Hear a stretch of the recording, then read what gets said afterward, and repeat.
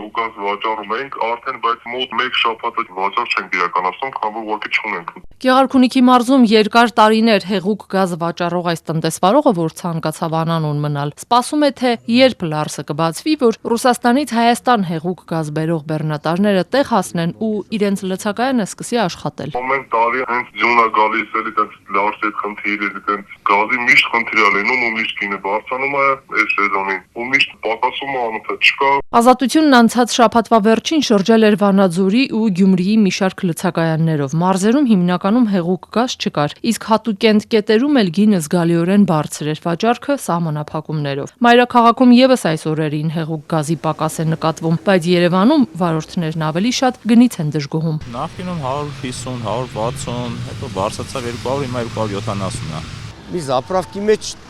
8000 դրամի տարբերություն է տա։ Համարյա կրկնակի թանկացել է։ Ամեն տարի նույն բանն է, Լարսը փակում է, հեղուկ գինը թանկանում է, հեղուկ գազը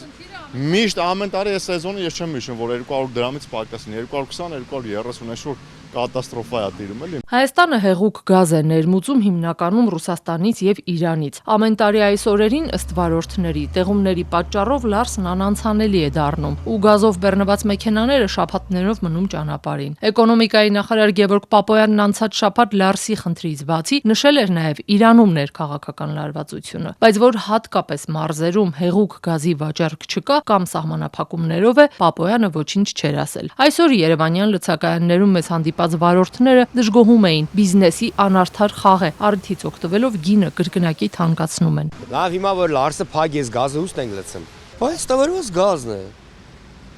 Այսինքն մենք եթե Լարսը փագե մենք դրսից ծորենել ենք ստանեմ, այսինքն մենք հացը Ռուսաստանի հացն ենք ուտում, եթե այդպես լիներ մենք պետք է մի սովա մալնեինք։ Լարսը փագե։ Սա երթևեկությունն այսօր գազով է ու բոլոր մեքենաները ճշվում են։ Համար չիներ պայստավորված էլ հոուն ենք։ Եվ վերջացել է, որտեղից եմ լցում։ Հիմա փաստացի լցում եմ, չէ՞։ Ասենք որ անեն 500 դրամ էլ լցելու եմ, չէ՞։ Մրցակցության պաշտպանության հանձնաժողովի նախագահ Գեգամ Գևորգյանը հակամրցակցային խնդիրներ չի տեսնում այս ամենում։ Կառավարության վերջին նիստում հայտարարել էր ամեն տարի դեկտեմբերին հեղուկ գազը թանկանում է, գարնանն էժանանում։ Էկոնոմիկայի նախարարությունից 3 ազատությանը փոխանցել էին, որ իրավիճակը մեղմելու համար Հայաստանը շուտով հեղուկ գազ կներգրի երկաթուղով Ադրբեջանի տարածքով, բայց երբ չեն հստակեցնում։ Մեզ հանդիպած վարորդներն այսպես արձագանքեցին։ Բիզնեսը էսի անունը դրել են Լարսը փակվել է, yani չի ներմուծում, բայց պայստավորված է, որ այսինքն վաղը որ մի էշելոն բանը գազ մտցնեն Ռուսաստանից Ադրբեջանով, կասեն տեսանք մենք խաղաղությունը բերեցինք, հիմա էլ Ադրբեջանը թույլ է տալի, որ մենք Ռուսաստանից գազ բերենք։ Ինչ տարբերություն որտեղով է գալի։ Այդ նույն ադրբեջանական նավթամթերքը, որ ուրիշ երկրով է գալիս ավելի թանկ չենք լցնում, մեր մեքենաները չենք օգտագործում։